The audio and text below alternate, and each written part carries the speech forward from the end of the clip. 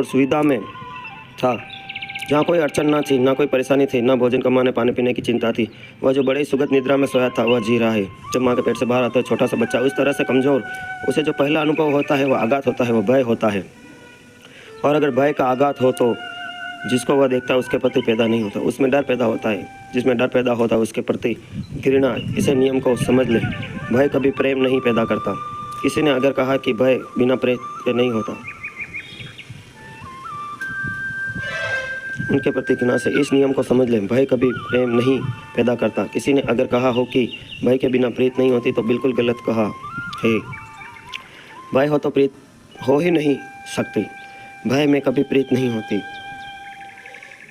और ऊपर से प्रीति अगर दिखाई जाए तो भीतर अप्रीति होती है।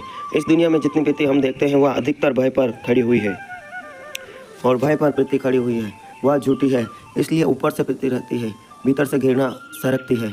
हम जिन जिन को प्रेम करते हैं उन्हें घृणा भी करते हैं, क्योंकि प्रीति ऊपर होती है, घृणा नीचे होती है, क्योंकि हम उनसे भयभीत होते हैं। स्मरण रखें, जो व्यक्ति किसी को भयभीत कर रहा है वह अपने प्रेम पाने के लिए अवसर खो रहा है। अगर पिता अपने पुत्र को भयभीत कर रहा है तो वह उसके प्रेम को नहीं पा सकेगा। अगर पति अपनी पत्नी को भयभीत कर रहा है तो वह उसके प्रेम को नहीं पा सकेगा। वो प्रेम का अभिनय पा सकता है, प्रेम नहीं पा सकेगा, क्योंकि प्रेम केवल अभय में विकसित होता है, भय में विकसित नहीं होता।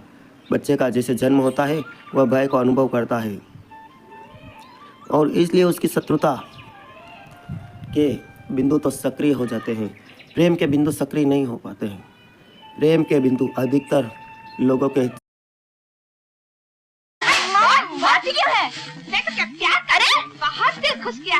दिस इलेक्ट्रिकल्स सभी प्रकार के पंखे कूलर के होलसेल विक्रेता,